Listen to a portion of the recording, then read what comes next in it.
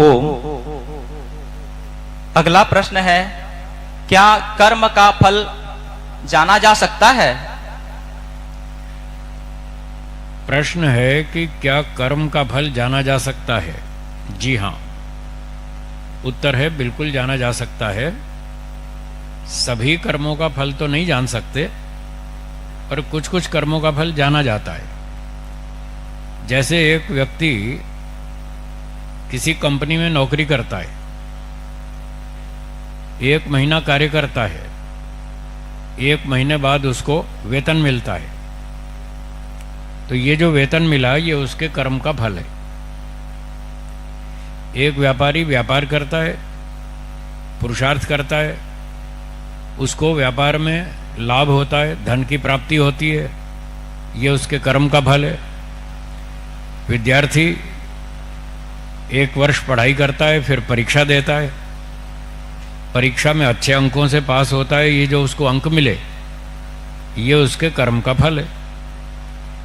और कोई व्यक्ति चोरी करता है, बुरे काम करता है, उसको जेल हो जाती है, वो उसके कर्म का फल है।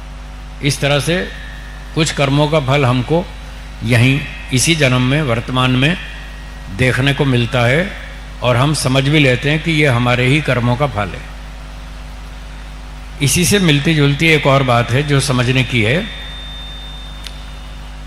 कुछ लोग ऐसा मानते हैं कि हमारे जीवन में जो भी सुख दुख आ रहा है वो सारा का सारा हमारा कर्म फल है, ऐसा कुछ लोग मानते हैं। ये बात गलत है। जितना भी सुख दुख आ रहा है वो सारा का सारा हमारा कर्मफल नहीं है, उसमें कुछ कर्मफल है और कुछ अन्याय से दुख प्राप्त हो रहा है। जो अन्याय से दुख आ रहा है वो हमारा कर्मफल नहीं है। एक व्यक्ति ने पूछा, जी पता कैसे चलेगा कि यह न्याय हो रहा है या अन्याय हो रहा है? जितना जितना सुख दुख आपको न्याय से मिल रहा है वो तो आपका कर्म फल है। न्याय और कर्म फल एक ही बात है। और जो अन्याय से दुख मिल रहा है वो आपका कर्म फल नहीं है। उसकी पहचान कैसे होगी?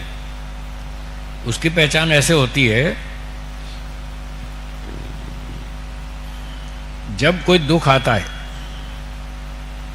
और आप उसका विरोध करते हैं कि नहीं ये सब गलत हो रहा है, ऐसा नहीं होना चाहिए, ये तो हमारा अधिकार छीना जा रहा है, जब आप इस तरह की शिकायत करेंगे तो समझ लीजिए वो आपका कर्मफल नहीं है, वो अन्याय है।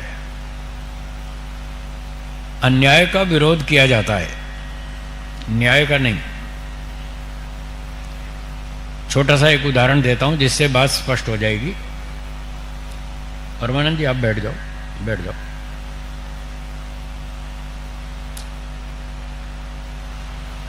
एक व्यक्ति ने कंपनी में नौकरी कर ली। कंपनी ने कहा कि 1 महीना काम करो, इतने घंटे काम करना है, इतनी छुट्टियां मिलेंगी महीने में, आदि आदि। वो सारा कॉन्ट्रैक्ट कर लिया और कहा कि आपको 60,000 रुपये मासिक वेतन दिया जाएगा। उसने भी स्वीकार कर लिया कि ठीक है, मुझे स्वीकार है 60,000 रुपये वेतन मासिक। 1 महीना उसने काम किया। 1 महीने बाद पर्ची आई, पर्ची लेना, पर्ची। 1 महीने बाद कंपनी ने उसको 50,000 रुपये वेतन दिया। कितना दिया है जी? हाँ, और तय कितना किया था? 60,000। अब वो शिकायत करेगा या नहीं? करेगा ना, कि मुझे 10,000 कम दिया, ये गलत है, मेरे पैसे क्यों मार लिए, मेरे 10,000 और दो। तो जब व्यक्ति इस तरह की शिकायत करता है तो समझ लीजिए ये अन्याय है, ये कर्मफल नहीं है। और 60,000 तय किया था और 60,000 पूरा दिया, क्या अब भी वो शिकायत करेगा? अब नहीं करेगा ना, तो जब शिकायत नहीं करेगा तो ठीक है, 60,000 निश्चित किया, 60,000 पूरा दिया, अब कोई शिकायत नहीं, तो ये न्याय है, ये कर्म का फल है। और निश्चित किया 60,000, वेतन दिया कंपनी ने 50,000, अब वो शिकायत करेगा, ये अन्याय है, 10,000 का उस पर अन्याय है। तो ऐसे न्याय अन्याय का बहुत जगह पर हमको पता चल जाता है। आप भी ध्यान देंगे तो पता चल जाएगा। आपने रेलगाड़ी में अपनी सीट आरक्षण करा ली, फिर जब गाड़ी चली तो कोई दूसरा आगे बैठ गया, फिर आप शिकायत करेंगे या नहीं?